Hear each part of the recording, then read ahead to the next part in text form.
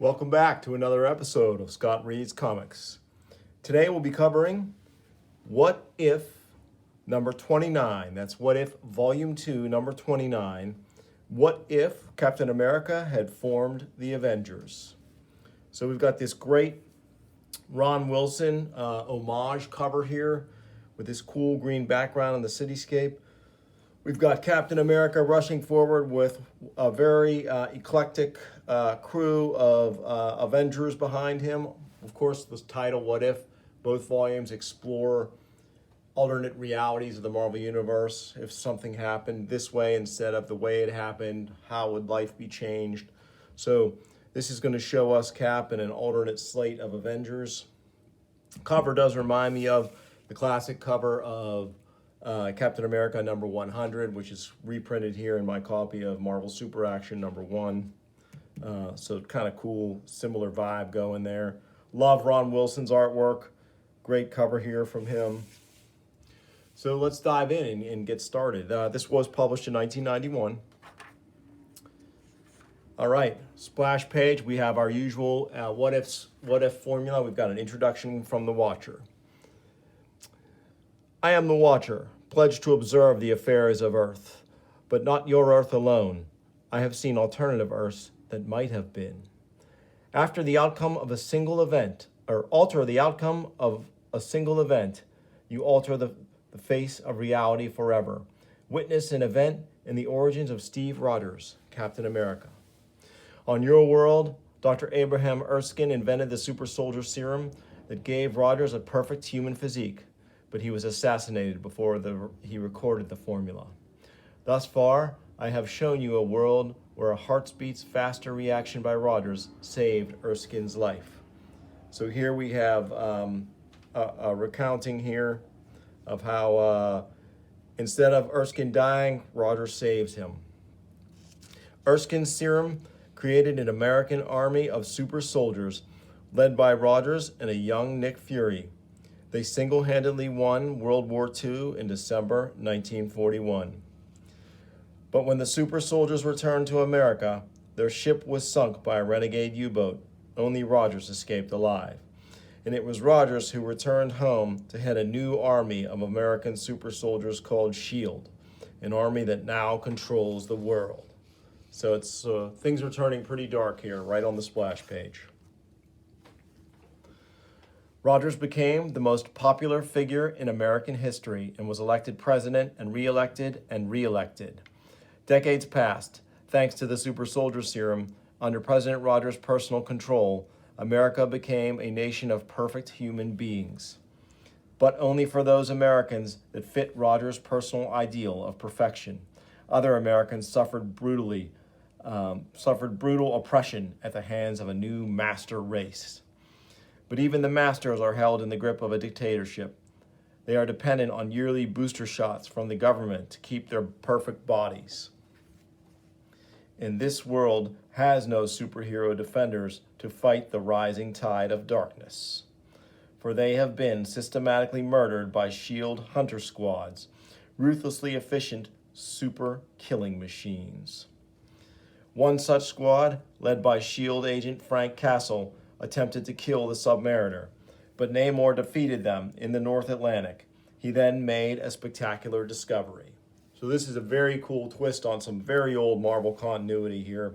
Of course, Frank Castle's a reference to the Punisher, and we're going to see that here on this on our next splash page here. It's actually got sort of two splash pages in this book. But again, we see here down in the corner the whole idea of Cap encased in ice. Well, it looks like some version of Cap is encased in ice like in the original continuity. So here we have our title, What If Captain America Had Formed the Avengers? And our creative team, George Caragon, writer, Ron Wilson, penciler, Ralph Cabrera, inker, Janice Chang, letterer, Javins and Vincent are our colorists, Craig Anderson is the editor, and Tom DeFalco is the editor-in-chief. A man frozen in ice, a man who wears the garb of Captain America. Who is he? And who is the man in the White House that also bears this name? What if this man were free? Having in a cat, we see an armored Punisher, Frank Castle here, blasting Namor, the Submariner, who's got a long-haired do and a thick mustache, and beard also. Having been beaten by Namor once, Castle returns, but this time he wears the newly designed solar-charged transistorized metal mesh armor, designed by millionaire S.H.I.E.L.D. backer Tony Stark. He has become the ultimate human fighting machine, Iron Man. Sometime later, a S.H.I.E.L.D. transport returns to its base. We should kill him now, Castle. He's too dangerous. Shut up, Barton, or you're going to end up with another broken arm. He disabled an entire hunter squad and survived my full power repulsor blast. We're taking him back for evaluation to find out what makes him tick. Sir, what about the Iceman? So, we have some familiar characters here and unfamiliar roles. Barton is a reference to Clint Barton, who's Hawkeye in the standard Marvel continuity, so he's obviously involved with S.H.I.E.L.D.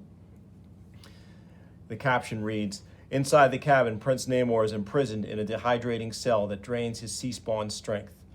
Super soldier Jasper Sitwell places the mighty jet on autopilot." So we also have Jasper Sitwell here as well, and a familiar S.H.I.E.L.D. agent from the regular continuity. Who can he be? Why is he frozen solid? Look, beneath his clothes, some sort of costume. You fools! You know what it is. The red, white, and blue garb of Captain America. That's impossible. But his face is identical to, and his mask with a proud letter A on it. He's not dead. His eyes are opening. So this is kind of a cool redo of the classic Avengers #4, where Captain America is found in ice and rescued in the sea and brought into the Avengers mini-sub, and he fights them after he awakens. Nick, look out. You can't kill Nick. You can't kill my men. I won't let you. I'll smash you all. Castle, Sitwell, stop him. It's useless. I remember now. He is dead. They're all dead, and nothing on earth can change that. Who are you? Who am I? For a moment I thought I could forget. But no, I can never forget that I am Captain America. There's only one Captain America, fella, and he's a president of the United States. It's some kind of trick. I've no need of tricks. Test me. Try to conquer me. You missed, Barton. His strength, his reflexes. He's a super soldier like us. You men rely too much on fancy weapons. Man himself is the most potent arsenal.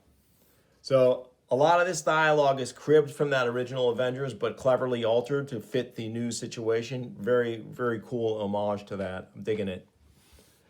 So on our next page here, Cap maneuvers Barton and Sitwell into a cage, one of the empty cages that are on their plane, and then he directly engages Frank Castle's Iron Man, blocking blast with his shield and knocking his helmet off and defeating him.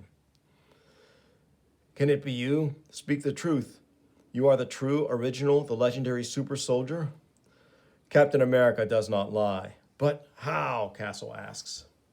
The last thing I remember, I was being on the ship with Nick Fury and the other super soldiers on our way back to America in February 1942, over 40 years ago.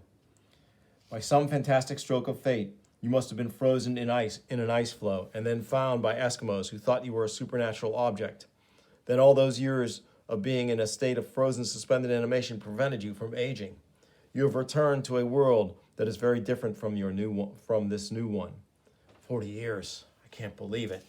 Again, very much like our original Cap origin story and his return to the modern era. The floodgates of Namor's bitter memory open as he tells the captain how America has changed, the promise of perfection and the reality of tyranny. And he talks of the most powerful man on Earth who has stolen the name and face of Steve Rogers. Is this true? Cap asks Frank Castle. Cap, you were my hero, the reason I became a soldier. I followed orders. Is it true? It's true. We've made America pure, a pure race of perfect men, free of the taint of mongrel races and non-human freaks. That's, I think that's Jasper Sitwell there. Castle, you can't be listening to this garbage. So Sitwell and Barton are both in on it in spite of everything. But Castle has been moved by the return of the real Captain America. And so he agrees to work with Cap, puts his helmet back on, and executes Barton and Sitwell in their cell in an act of brazen savagery. Cap is not happy at all. You killed them. They committed crimes. I punished them. Changing your colors won't save you from my wrath, human. Come and get it, Fishman. Wait, we mustn't fight amongst ourselves. None may lay hands on a prince of the blood with impunity. We all have the same goal, but no one man alone can battle an army of super soldiers. Each of us has a different power. If we combine forces, we could be almost unbeatable. The American dream is one of freedom, a dream that men have fought and died for. It may be held back, but it can never be stopped. Liberty shall not perish from the earth. This I swear. So Cap is using his inspiring rhetoric to marshal Namor and Punisher / Iron Man to his side, and they have formed a nascent Avengers team here to carry forward in what was going to be a rebellion against the current order, the fascist order of this new America. Somewhere over the wilds of Canada, specifically British Columbia, the 57th state. Very cool, quick little, with one caption, they reference a whole world, do a little bit of world building there, a lot of heavy lifting with that one caption. So Canada is now fallen into the hands of a fascist America. Thanks to Iron Man, we have a list of superhumans targeted for elimination by SHIELD hunter squads. It was simple, Cap. These days we have machines called computers for storing information. Amazing. If we can get to them first, persuade them to join us, their power might tip the scales in our favor. So they are in Canada looking for a superhuman, and who might that be? Looking for me, Bub. Logan, do you remember me? We met in Madripoor in 41. Sure, I remember you, Captain America. So this is a brilliant reference by Carrigan, our writer, George Carrigan, to the events of X-Men 268, that classic Jim Lee Claremont issue where Wolverine and Cap meet in Madripoor during World War II. But this is not your normal Wolverine. This is a Wolverine without adamantium in his body. He is looks like kind of a roughneck wild man, and we see he has a powerful secret here in this next panel, which is super cool. Love Ron Wilson's pencils in this issue. Really solid. I've always been a fan of Ron Wilson, just a great Marvel house artist and a solid soldier for Marvel for years. I thought you were really something once, Rogers. The way you turned out would make Hitler real proud. So Logan still thinks that this Captain America is the one who is the forever president of fascist America. This man is not President Rogers. He's the real Captain America from 1941. Go tell the Spartans, Tin Man. And as he leaps forward, Logan transforms into the Wendigo. Totally awesome twist here. We're hitting him with everything, and I'm still standing, but you won't be. We don't want this fight. There's no way I can prove that I speak the truth, but we came here to get your help. You want my help? Something in the Star-Spangled Hero's firm tone makes the bestial creature pause. Stay your wrath, bestial one. The tyrants of S.H.I.E.L.D. are my sworn enemies. Because of them, I have lost my birthright, my people, everything I hold dear. I don't go for all that flowery talk, but I hate those creeps too. So, could Logan be coming around? Super soldiers came here years ago, raped the land, drove off or killed all the Indians. They built their oil wells, cut down the trees, moved on. Now if I see any supermen, I kill them. At least this neck of the woods are still wild, free. So Cap swears to Logan that he will uphold the ideals of the true America. And Logan, in his Wendigo form, replies, all I want to know is, how many of those blue-suited butchers do I get to kill? It's going to be an all-you-can-eat, Logan. All right, so sign me up. And the creature I've become, don't call it Logan. Your hunters gave it a new name, a monster's name. Call it the Hulk. So here he quickly recounts His origin, the Watcher steps in. Nice little inset here in this panel. How is it the man called Logan, the X-Man Wolverine, in your world came to carry the curse of the Wendigo? On your world, the curse of the Wendigo was to be mystically transferred to the body of Bruce Banner, the Incredible Hulk, but for the interference of Wolverine, then known as Weapon X. On this world, Wolverine himself was sacrificed to the Wendigo's power with no one in turn to save him. But something in Logan's half-bestial nature combined with a spark of purity in his soul enabled his personality to gain dominance over the Wendigo's savagery. So he is now the new Hulk. So moving on in our story, we go to the home of Dr. Henry Pym in Leonia, New Jersey. So it looks like someone's breaking in. In your reality, this man, Samuel Snap Wilson, would become the Falcon, a teacher, a leader, a true hero. In this harsh reality, he is a petty burglar who picked the wrong time and the wrong house to rob. Freeze, boy, Punisher says, using some pretty charged language. We are too late. Bodies are cold, dead 11 hours. These lab notes I found tell the story. He was Henry Pym, a biochemist who discovered a particle that can change a man's size from an insect to a giant. So it looks like Hank Pym and the Wasp have been murdered by one of those kill squads. And here's Sam Wilson, who was the Falcon in Marvel's main world, has been caught breaking in. And Cap, in his inimitable style and fashion, appeals to Sam Wilson's better nature, and he agrees to join the Avengers. And in doing so, takes on the costume of Giant Man and the growth pills that will make him give him the power to change his size. So now our Avengers team is forming up. We've got Iron Man, we've got the Hulk / Wendigo, Cap, of course, and now Giant Man. Pretty cool twist here with Giant Man being Sam Wilson. Shift the scene, Westchester, New York, sometime later. Place stinks of death, Flagman. Heck of a fight here. My armor sensors are picking up a heat signature. Someone's alive in there. All right, a fight.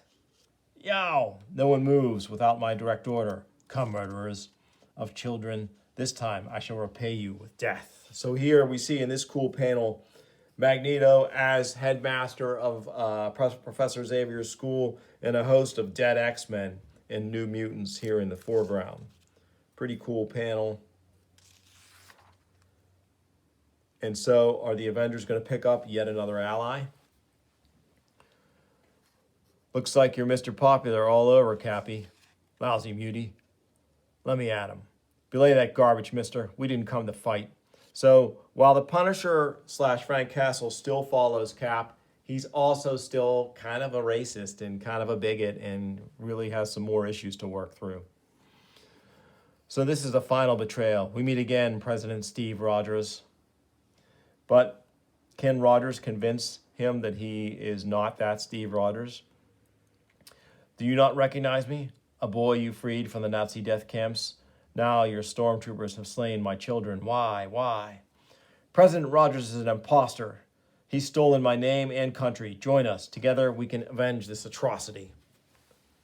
I'm just a man, no different from you. We're all human beings. Only men like the Nazis divide people any other way. You remember those words, Captain? I'd still say them and die for them. So very cool here. Magneto is forming a new helmet with this shard of metal. Because of those words, I dare dream of a world where all mankind, human and mutant alike, might live together in peace. Look around you. My wife, my children, my students are dead. My life in ruins. Along with the dream, humans will never trust mutants as equals. Now they will accept us as the masters. So, very cool twist here. In this world, apparently, Magneto, because he was rescued by Cap and inspired by him as a child, was the one who founded the X-Men. But now, after this tragedy, he's going to become the evil mutant that he started as in the normal Marvel continuity. The time for listening is past. Let the world of humans beware the coming of Magneto. So he doesn't want to join the team. He's out. So, back on board the transport later. What's your plan, Cap? To kill the beast, we cut off its head. Iron Man tells me that all the super soldier serum is manufactured at SHIELD headquarters. If we cut off their supply, we can topple this empire like a house of cards. It's a lead pipe cinch. Right, Castle? Yeah, sure.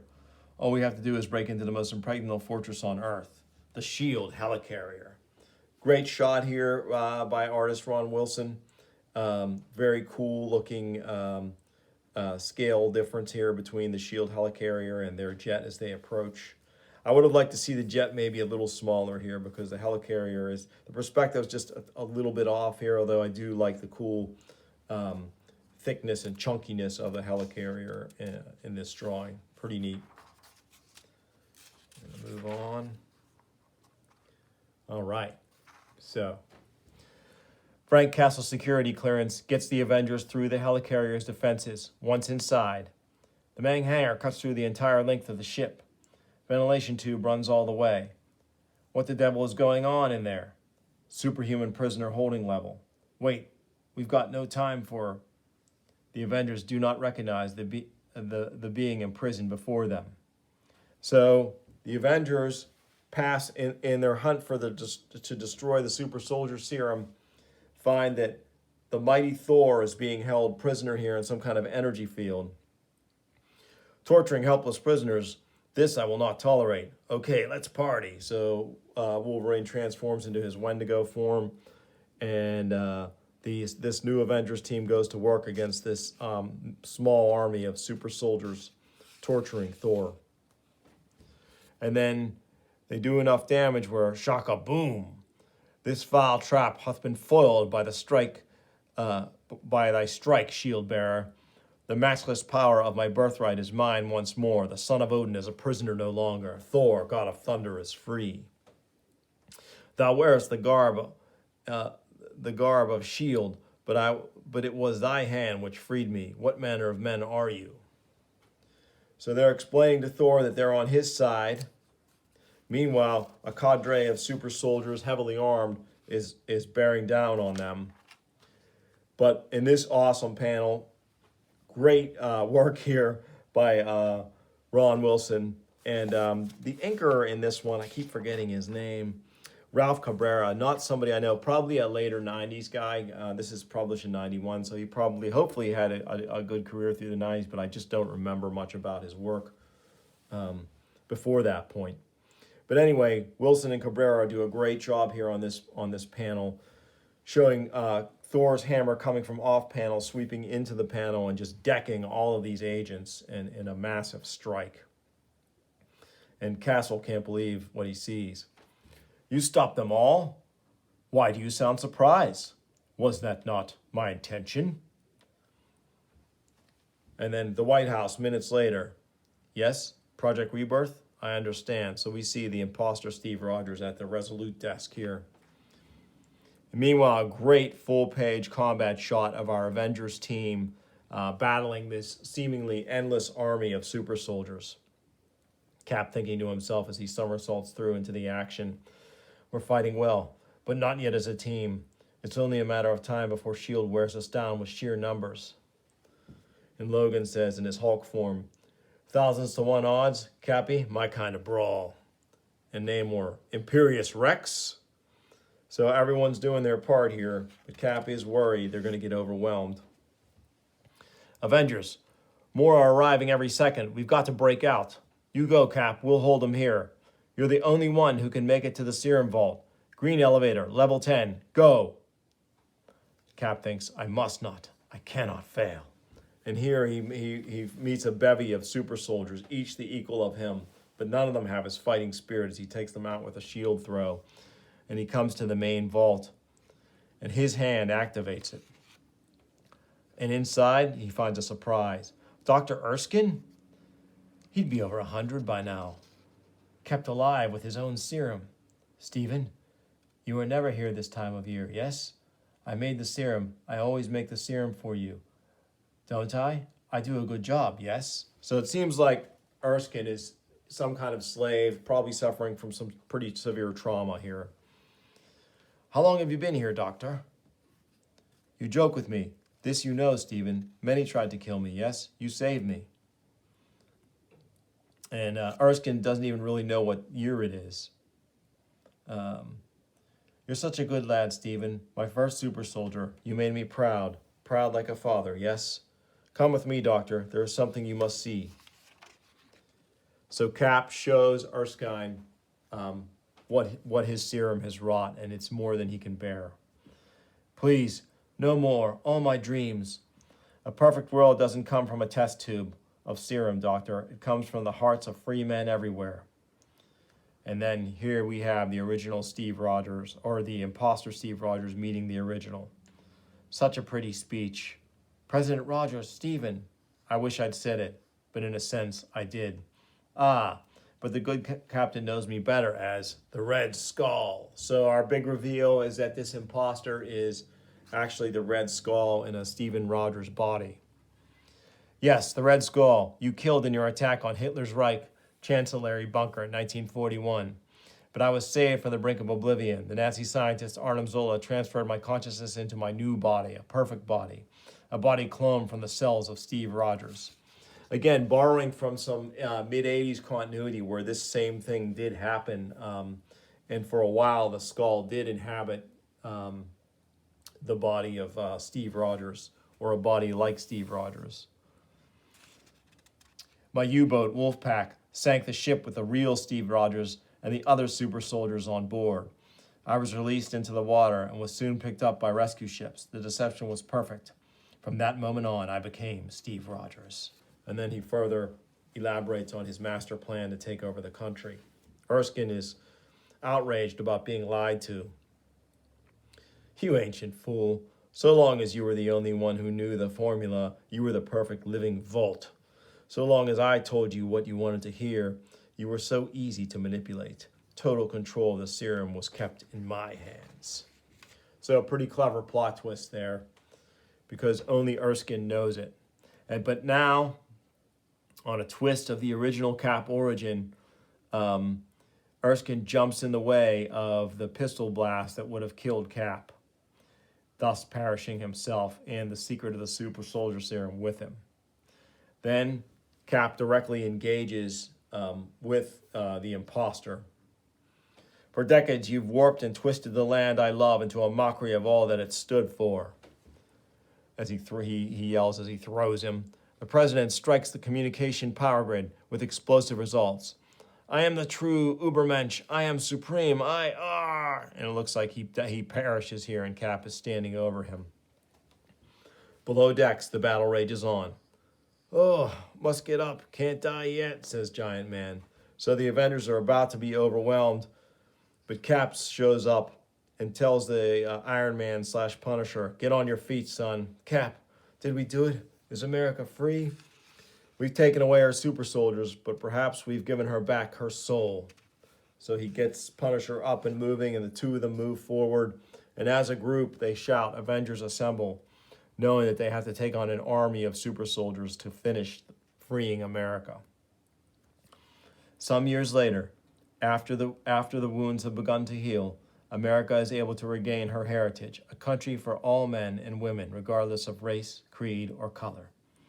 And we have a cool pedestal here. The Avengers, they gave their lives to set men free. So the Avengers do perish in their mission, but succeed ultimately. And some final words from the Watcher.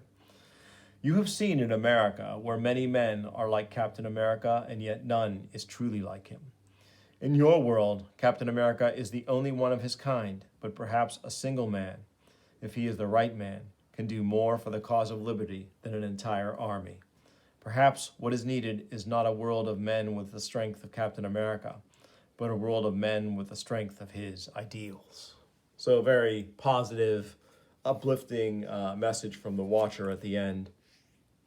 Fun issue. Always enjoyed both volumes of What If, Volume 1 and Volume 2. I'm going to cover more on the show. There's a lot of great Volume 1 issues I want to dig into, including What If Wolverine Had Killed the Hulk. Very cool one. We'll do that in another show. If you enjoyed this episode of Scott Reads Comics, please like and subscribe. I appreciate you coming. I appreciate you watching, and I'll bring you more again soon. Thank you.